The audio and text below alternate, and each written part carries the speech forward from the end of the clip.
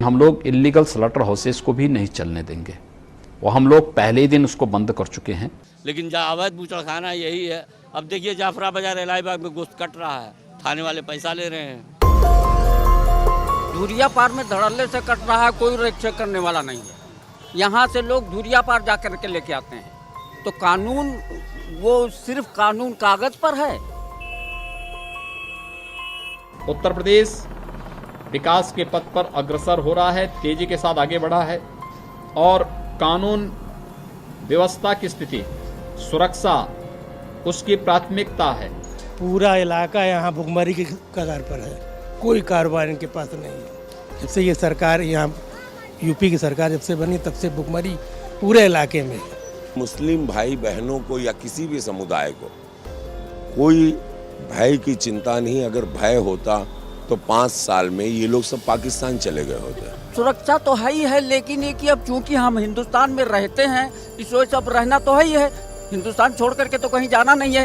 इस वजह से कि ये हिंदुस्तान सिर्फ आपका नहीं है, हमारा भी है। हमारे बाप दादा ने भी कुर्बानी दी है। अब चूंकि मुस्लिम बाहुल क्षेत्र है, थोड़ी दूर गोरखनाथ से पश्चिम भेदभाव कर रहे हैं।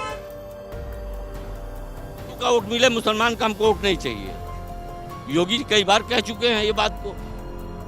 तो हम यहाँ गोरखनाथ मंदिर के ठीक पीछे वाले इलाके में हैं। 2 कदम दूर है यहाँ गोरखनाथ मंदिर यहाँ से, और यहाँ के जो लोग हैं, खासकर अल्पसंख्यक समुदाय के लोग हैं, उनकी समस्याएं हम जानने की कोशिश कर रहे हैं। जिस तरह की बयानबाजियाँ आदित्यनाथ करते रहते हैं, उससे क्या फ़र्क पड़ता है आम लोगों पर। उस तरह की लगातार जो है वो शिकायतें मिलती रही हैं कि ये इलाका मंदिर से इतना नज़दीक होने के बावजूद, जिसकी एक राष्ट्रीय ख्याति है मंदिर की, अंतर्राष्ट्रीय भी कह सकते हैं, उसके भी बावजूद किस तरह से यहाँ कानून व्यवस्था से लेकर सड़कों की, सेहत को लेकर, शिक्षा को लेकर तमाम तरह की समस्याओं की शिकायत मिलती है। यहाँ आम लोगों से हम बातचीत करके जानने की कोशिश करेंगे कि आखिर इस इलाके को इतना नज़रअंदाज क्यों किया गया।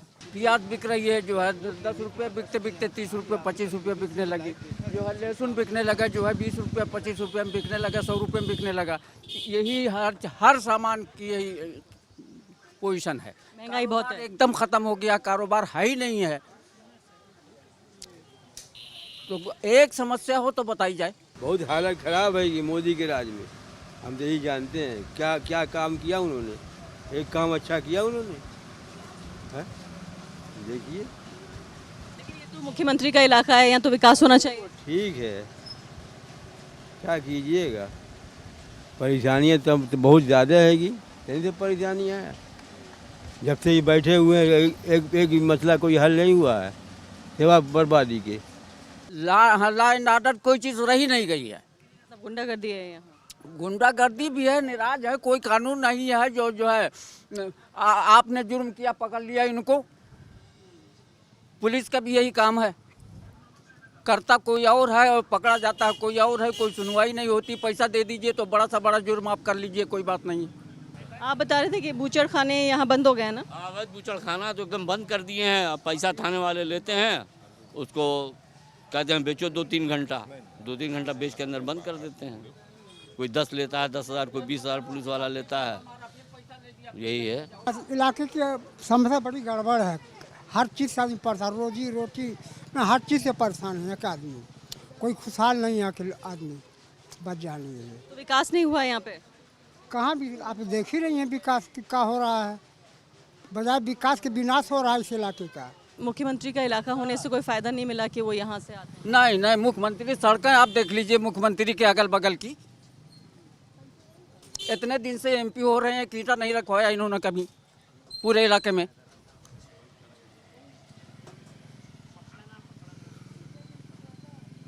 और अस्पताल नहीं तो खाली जो है वो सांप्रदायिकता की जो है यही फैलाते रहते हैं। सांप्रदायिकता है इलाके में भाई, ये कई मतलब फसाद हो चुके हैं यहाँ।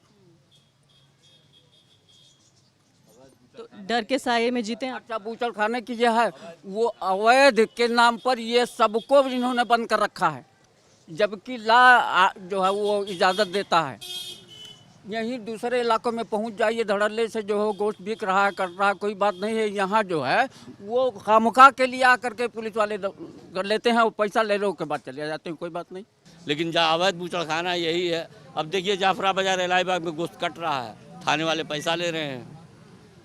1,50,000 रुपया एक महीने का ले लेते हैं, और कहते हैं बेचो 3 घंटे के अंदर बेचना, 3 घंटे 1 मिनट ना हो, लाख 2 लाख रुपया एक महीने में ले लेते हैं। हम लोग बुजुर्ग आदमी हो गए हैं, इतनी उम्र हो गई है, हम लोग बेचने जा रहे हैं तो ऊपर भी भगा दे रहे हैं। हम ही कपड़ा बेचते हैं मगर नहीं बेच पा रहे हैं, भगा दिए जा रहे हैं। सदर अस्पताल पर नाली पर बैठ के दुकान लगा रहे हैं, वहाँ से भगा दिए जा रहे हैं। आज 8-10 दिन हम बैठे हैं। एम्स उन्होंने खोला मोदी ने, इतनी पब्लिक वहाँ रे 1500 कार्ड खाली बन रहा है दवा बाजार से। हमको हो गया पत्थरी, अब कह रहे हैं अल्ट्रासाउंड कराओ तो अल्ट्रासाउंड का पैसा मांग रहे हैं। कहाँ से देंगे हम पैसा, क्या सुविधा की है बताइए। जब आएंगे, जिस दिन आएंगे वो दिन इतनी सफाई होगी कि मालूम हो रहा कि फूल बरस रहा है। उसके बाद जाते ही फिर देखिए कीड़ा मकोड़ा सब फेंका था पड़े थे। आपने खास बात ये भी कही कि सांप्रदायिकता बहुत है यहाँ पे, भेदभाव है, कैसे पता चलता? बहुत ज़्यादा, कैसे पता? आए दिन ये जो है खाली जहर बोते हैं, खाली हिंदू मुस्लिम के जो है करते हैं। जहाँ ये बात करेंगे, जहाँ ये बोलेंगे, हिंदू मुस्लिम ज़रूर बोलेंगे।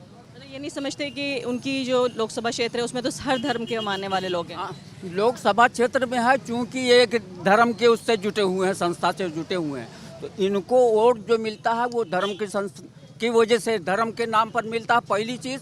दूसरी चीज़ ये कि अब यहाँ ये चूँकि है एक धर्म से भी जुड़े हैं, मुस्तकिल MP रहते रहे हैं, इस वजह से जो है प्रशासन पर भी इनका असर रहता है। क्या आपके समुदाय में एक डर है या एक असुरक्षा की भावना? डर और सुरक्षा तो है ही है, लेकिन ये कि अब चूँकि हम हिंदुस्तान में रहते हैं, इस वजह से अब रहना तो है ही है। हिंदुस्तान छोड़ करके तो कहीं जाना नहीं है। इस वजह से कि ये हिंदुस्तान सिर्फ आपका नहीं है, हमारा भी, हमारे बाप दादा ने भी कुर्बानी दी है। कभी आपने कोशिश की ये बात मुख्यमंत्री को बताने की? इस तरह मुख्यमंत्री जो है के इर्द गिर्द वही रहते हैं जो उनके नज़रियात को मानते हैं, उनके हाँ में हाँ मिलाते हैं। हम लोग जा करके करेंगे क्या उनके, या हम कह के क्या करेंगे? तो आपको ये नहीं लगता कि भाई अपने इलाके का आदमी मुख्यमंत्री बन गया तो यहाँ विकास होता और बेहतर हालात होते? नहीं, विकास तो आप वैसे नज़र उठा करके देख, विकास तो आप वैसे सड़कें देख लीजिए, ये बगल के हैं ना, इनके पीछे मंदिर के पीछे जाके सड़क देख लीजिए, तो ये विकास यही है। बिजली के नाम पर हिंदू मुसलमान कभी हिंदू के कॉलोनी में नहीं चेक करने गए हैं। मुसलमान के बाद कोई वहाँ 1 लाख रुपया जुर्माना लगा दी ना कि मीटर खराब है, कूच देते हैं। और बगल में कॉलोनी है, सूर्य विहार कॉलोनी है, सूरजकुंड कॉलोनी है, कभी नहीं गए चेक करने के लिए। 1-1 लाख रुपया जुर्माना, आज तक बेचारे परेशान हैं, लाइट नहीं जुटी है। जो पैसा दिए हैं 2-4-10 हज़ार रुपया बैक रेट से, उसको जुड़वा के चलाते हैं काम। तमाम लोग इसी मोहल्ले में हैं, कम से कम 10 आदमी हैं। तो आप ये कह रहे हैं कि जो ये बुनियादी सुविधाएं हैं, बिजली, सड़क, पानी, इसमें भी भेदभाव है? बहुत ज़बरदस्त भेदभाव है। अब यहीं चले जाइए, सूरजकुंड बगल में देख लीजिए, सुभाष नगर कॉलोनी, आदित्य नगर देख लो जाके, 1 नंबर की सड़क बनी हुई है। भेदभाव है। अब चूंकि मुस्लिम बाहुल क्षेत्र है, थोड़ी दूर गोरखनाथ से पश्चिम भेदभाव कर रहे हैं। और खासकर ये मंदिर के ठीक पीछे का इलाका है, बस मंदिर से 100 फीट पीछे है, बहुत ज़बरदस्त भेदभाव है। तो प्रशासन के साथ कभी उठाने की बात की आपने? प्रशासन के पास गए तो बिजली वाले DM के वहाँ गए तो कहते अरे भाई बिजली महकमा जाने, हम क्या जाने। नोटबंदी के इतने दिन गुजर गए, उसके बाद भी कोई वो नहीं? सब भुखमरी के कगार पर है भाई।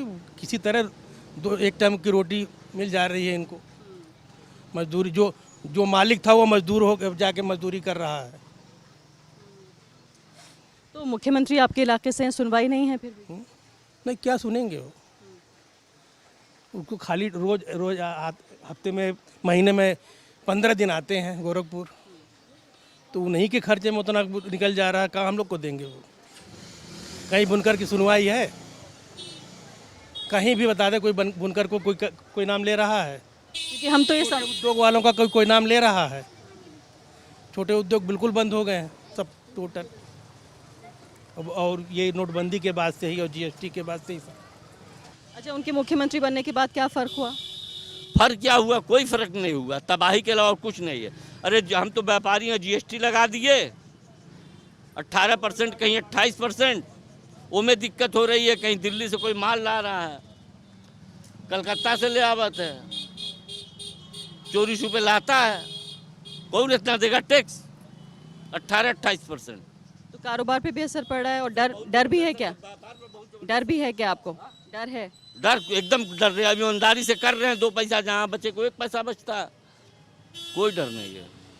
और जब वो इस तरह के सांप्रदायिक बयान देते हैं तो फिर आप क्या सोचते हैं? अरे झगड़ा उनसे मैडम कोई थोड़ी करने जाएगा। हिंदू मुसलमान तो रोज तो बयान देते हैं। क्यों देते हैं वो बयान इस तरह के? आपको क्या लगता है जब वो इस इलाके में हमेशा चुन के जाते हिंदू हैं? का वोट मिले, मुसलमान का हमको वोट नहीं चाहिए। योगी जी कई बार कह चुके हैं ये बात को। नहीं, और खासकर इस इलाके से वो चुने जाते रहे हमेशा। अब तो मुख्यमंत्री बन गए हैं। अरे हार भी तो गए हैं, पार्षदी बिहार गए हैं, लोकसभा के बिहार गए हैं, अब की बार भी हारेंगे। विपिन सिंह है यहाँ से विधायक, कभी कह दें कि इस इलाके में कभी आए हो, किसी की कोई समस्या सुने हो। नहीं, और पार्षद ये देखिए, ये सब पार्षद का काम है ना। ये गंदगी में जी रहे हैं लोग। अच्छा, आप बता रहे हैं कि इस इलाके में दबिश भी दे चुके हैं। हाँ, दबिश जो है, एक वाकया हो गया था, यहाँ घर उजाड़ दिया गया था। यहाँ एक आदमी का घर उजाड़ दिया गया था। वो घर की पोजीशन ये थी कि घर उजाड़ा गया, उसका जितना अमला था सब तहस नहस कर दिया गया। उसके आदमी को मारा गया, इतना मारा गया कि मतलब मुर्दा जान करके उसको छोड़ा गया। उसमें कुछ लड़कों को पकड़ा, उनसे इन्होंने पैसा ले करके 151 लगा